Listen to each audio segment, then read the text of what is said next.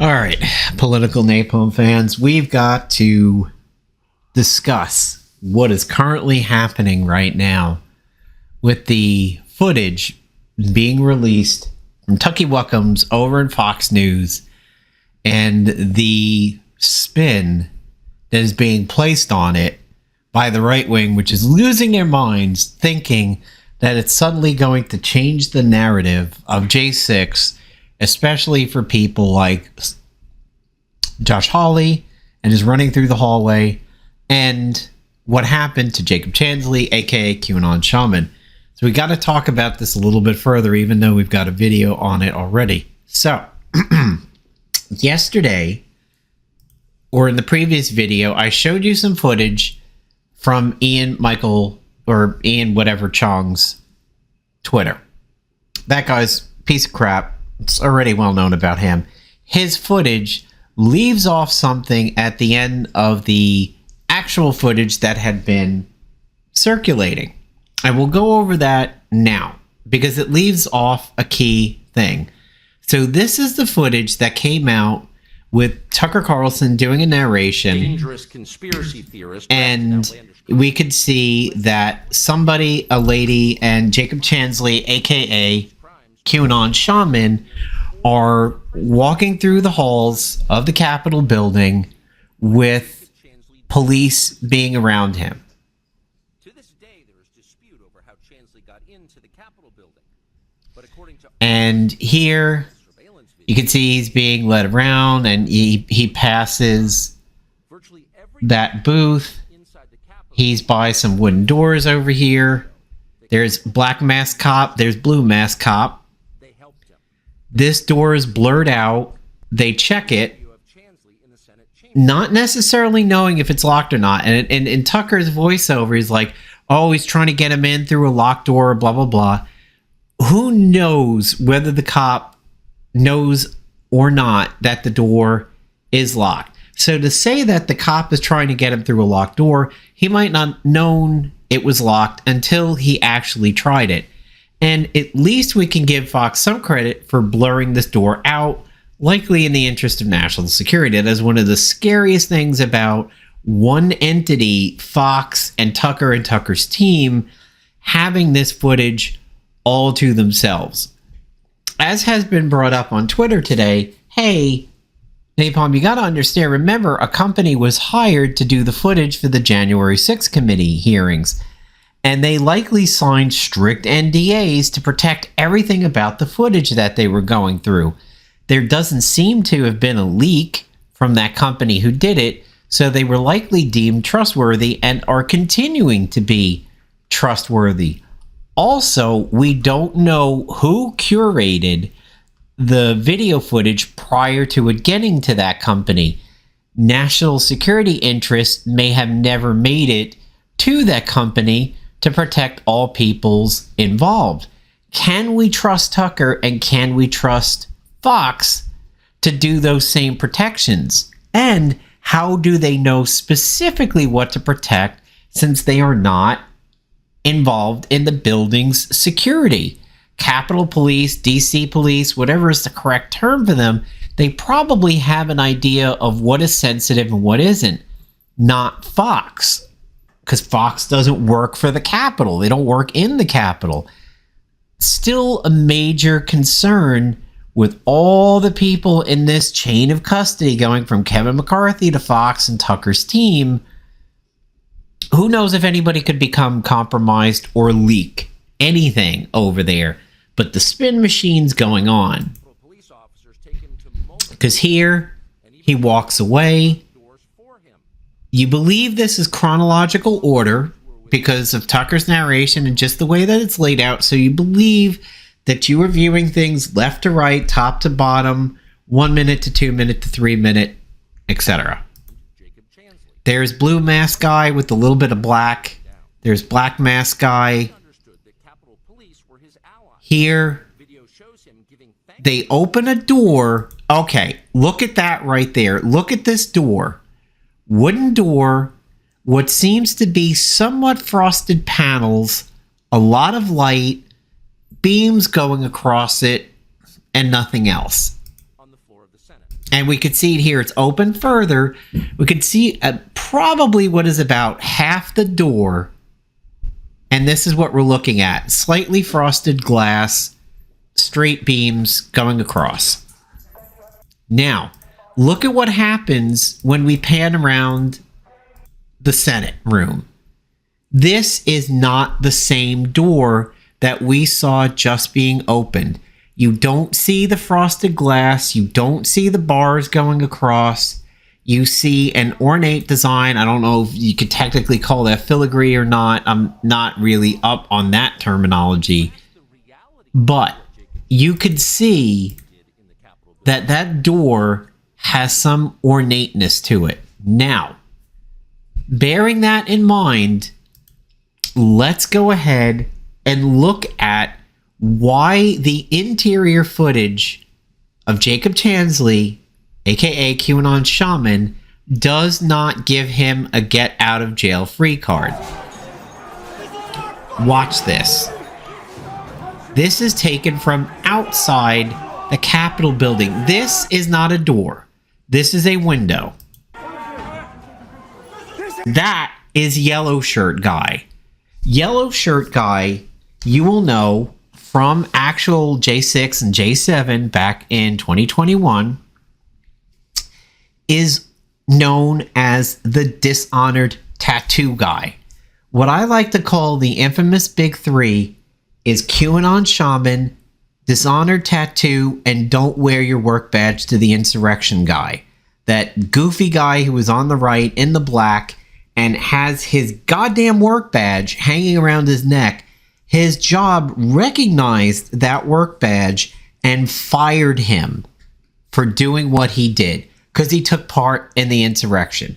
So you could say, ain't this cancel culture? His job, cancel him. If he's in a right to work state, his job could do whatever they want to fire him. If he wasn't in a right to work state, he's free to file a union grievance and try to get his job back. But the point is, this is one of the big three over here. This is Dishonored Guy. I want to remind you what the narrative was coming out of the right during J6. The right was attempting to spin at this point in time, or shortly thereafter when the pictures and videos were being released, that this guy had a tattoo of a Russian communist hammer and sickle, thereby being commie, thereby being Antifa. So that's number one that they tried to portray as Antifa. It was not a communist hammer and sickle. It was not a Russian hammer and sickle. It was the Dishonored game logo. The next thing, Qanon Shaman, Jacob Chansley, he was being portrayed as left-wing Antifa and BLM under the, and I quote, "What Trumper dresses like this?" They tried to use his horns and the furred hat and the tattoos and the no shirt and his whole getup as proving that he was Antifa because it fits with the blue hair, horn-rimmed glasses, you know, the general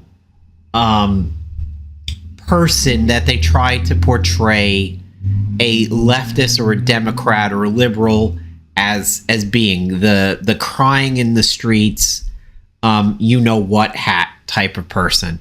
They tried to pin that on Jacob until it became revealed beyond a shadow of a doubt that he was Qanon Shaman and had been at Trump-related rallies prior, espousing Q-related crap.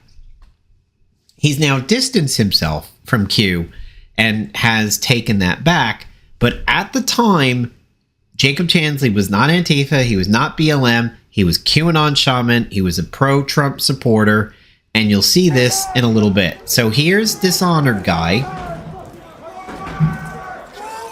They're breaking a window. Again, this is not a door. They're breaking and entering through a window. And there he... we'll see it again. There he is. That is Jacob Chansley right there. Fur hat, the horns. There's the American flag with the spear tip that was used against him in court by the judge. That judge being Judge Royce Lamberth. There he is. Clearly him. Storming this hallway with a group of people entering through a non-entrance. And there's the tip of his flagpole. Now here is something interesting. Somebody goes, hey, hey, hey, hey, hey, to somebody who appears to be going in a break room or a cafeteria type room, as if to say, dude, either A, stick with the group, or dude, don't commit extra wrong things on top of the stuff we're committing. This is a very interesting point because it shows that these people had some wherewithal not to go above and beyond the bounds of what they were here to do. Take from it what you will, whether or not it was, hey, stick with the group, or hey, don't steal things. That's for you to decide in your own brain. I can't spin that because I don't know that person. I don't know why the person said, hey, hey, hey. That's not my job. I think it is very interesting that it happened, though. So this is the initial group that it was declared breached the building. What you saw Jacob do right there is why he was guilty, of obstruction of this government event. End of story. That is it right there. That is the proof that he entered the building through what is essentially a breaking and entering or a criminal trespass. Not being a lawyer, somebody who knows legalese would probably be the better person to weigh in on that and define what he was clearly guilty of there just by the simple process of breaking and entering. However, this body of people that you see in this video was considered essentially the first responders. I'll call them the first offenders. This group of people is what forced Congress to halt their duties in the certification of the vote. By their duties being halted and them being evacuated and them not being able to do their job at this point in time, that is why Jacob and all of these people here were guilty of what they're guilty of. Obstruction. Because they forced Congress to flee, they forced them out of their room, and to stop what they were doing, they were obstructing an official proceeding. Whether or not any one of these people had murderous or disastrous or destructive tendencies in their brain, or intended to cause physical harm or structural harm to the building, smear feces, steal Pelosi's laptop, whatever it is that they had in their head. Maybe they were just here to be part of the group and film it and never intended to hurt anybody or do any destructive acts. Doesn't matter. Their presence in the building forced Congress to stop what they were doing and leave and have to wait till return to do it later in the day. This is why Jacob Chansley, aka Qanon Shaman, is guilty, and none of his interior footage unrings that bell. But we'll continue.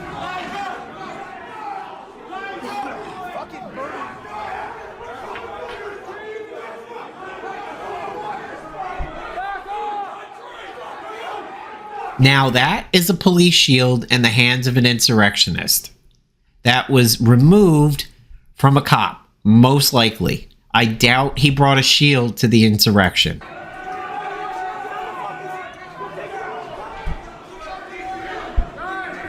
Here you see a cop backing up. He's going to back up to the doorway to try and get himself in a protected position because he doesn't know what's going to happen here. See, he kind of retreats a little bit so he knows what's at his back. There's yellow hoodie guy again. That's the dishonored guy right here who just had his hands up. But we lose Chansley in all this. I don't know where he separates from the group.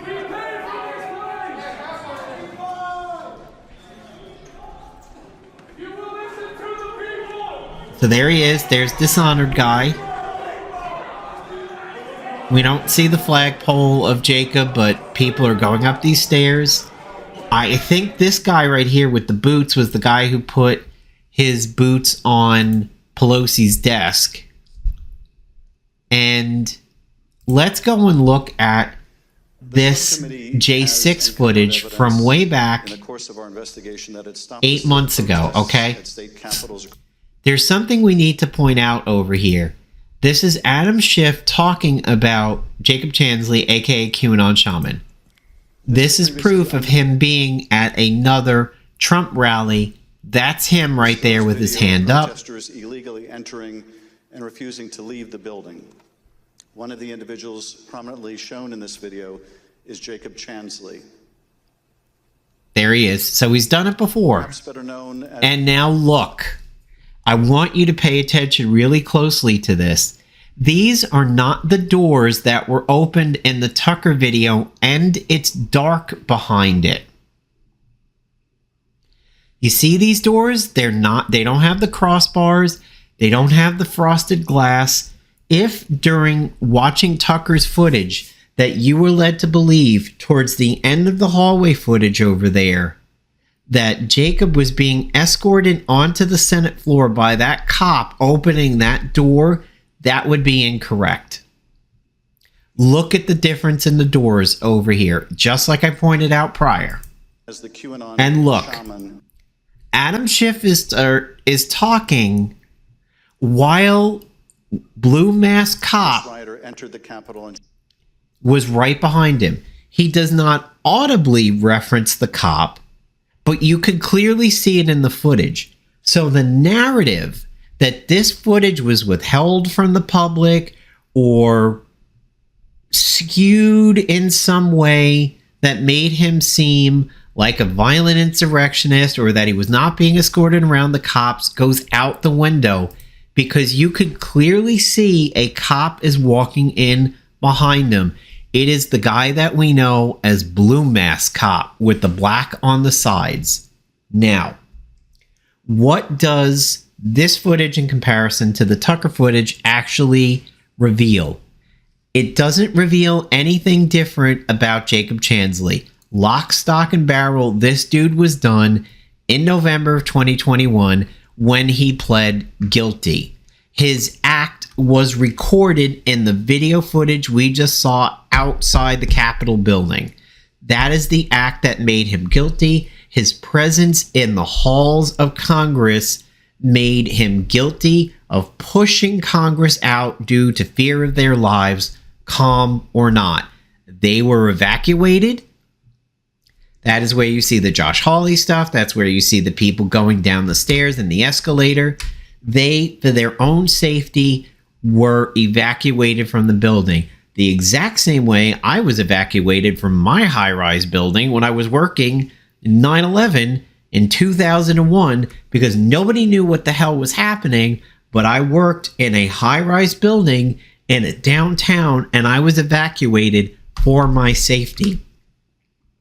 Whether or not my city was ever going to be under attack, and it was on the eastern seaboard, so it was possible for my own safety. I was evacuated and I had to stop work.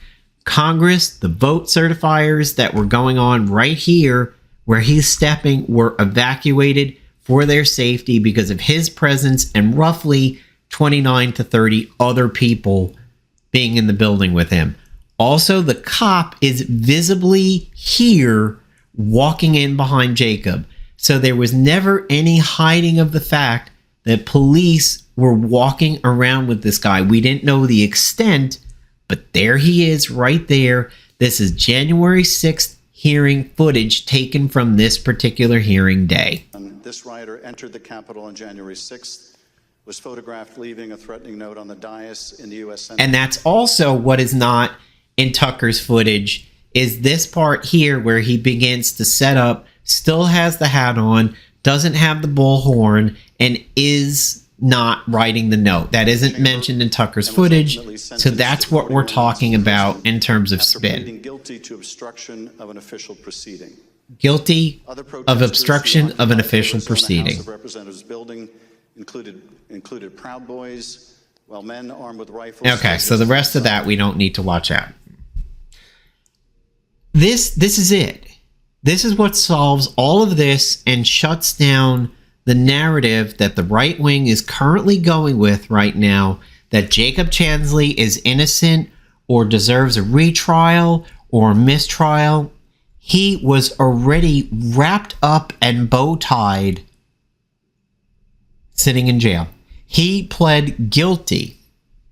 He also said that he was responsible for his own actions. He's also gone back and said he's come away from Q. He also did say, what I don't have here, is that, look, I'm a peaceful person. I'm not a violent person. You should be able to see that, blah, blah, blah. Maybe this footage could potentially take some time off his sentence, but he's already guilty. His bell has rung. It cannot be unrung. And no amount of interior footage overcomes the exterior footage, which is the commission of the crime. I'm going to use the bank robbery analogy over here, because I think it is a very easy one to talk about, kind of lowest common denominator. It's very basic. Let's talk about this. The bank robbery analogy. If there is video footage from a traffic cam or an ATM across the street, or somebody who happened to be there filming a trip to New York and they were on the street and they captured irrefutable footage of 5 people breaking into a bank, and identifying factors are there: tattoos, birthmarks, hairlines, hair color, all of that stuff was there. And they could prove beyond a shadow of a doubt that those 5 people about ready to break into the bank are the 5 people who broke into the bank and are now currently on trial. So keeping that in mind, visible proof that 5 people are breaking into a bank. The 5 robbers break into the bank, tie people up, make them hostage, break into the vault, steal money. And we'll throw in a little splash there and say, at one point, one of the robbers shoots one of the bank employees that's there.